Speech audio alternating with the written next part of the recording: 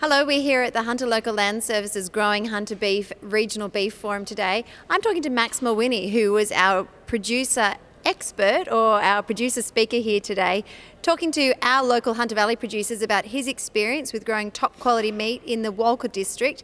Thank you for coming down, Max. And thanks, Betty. Tell us a little bit about your operation. Look, we run a breeding operation and we try and finish nearly all our cattle. So we run about 1,400 breeding cows. We try and grow our steers out to a dress weight around 320, 360 kilos. We're endeavouring to, we've got a major pasture improvement program which has been going on for many years and will continue for more years. So we focus very much on developing a pasture program with high energy, high quality pastures so that we can get the weight gains on our cattle.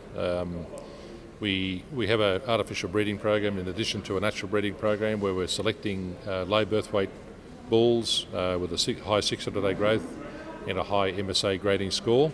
There are three primary drivers, and of course structural soundness is very important as well because our country is hilly and steep, and you want cows to walk up and down hills and they're structurally deficient. Well, that doesn't happen.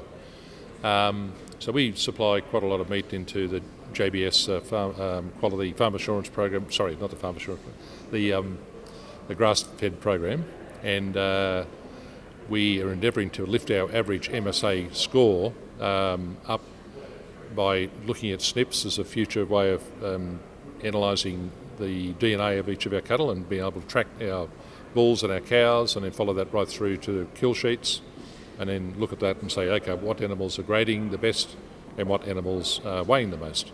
Because a combination of weight and grade quality, I think, is where we're aiming at. Because I think in the future, meat companies will be paying a premium for high-grade carcasses. And obviously that's been a journey for you to get to that point. We've had a lot of producers here in the room today hearing a lot about where they should be aiming. How do you get there?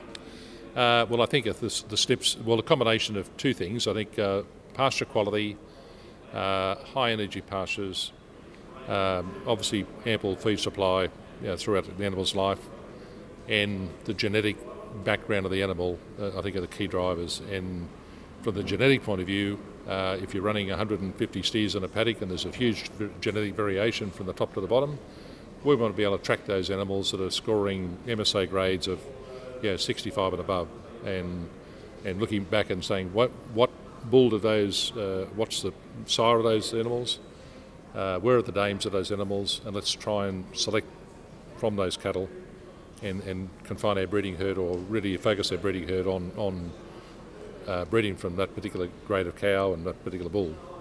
So which is why we select high MSA grade bulls in the first place. So, yeah. And we've heard a lot today about MSA and about really aiming to be at the top of that grid, to be at the top of those grading systems. Yeah. That's where the industry's heading, so that's where people need to be looking. Well, I think that, look, I think eating quality is so important in the future for the beef industry. And if you go back 20, 30, 40 years, there was a lot of meat companies sold very poor quality or misrepresented beef, sold poor quality old cows as prime beef, and that's a fact.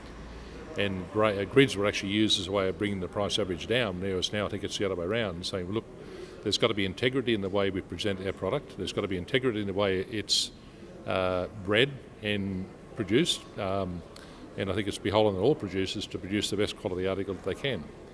Thank you for visiting the Hunter Valley. Great. Thanks, Max. Thanks, Betty.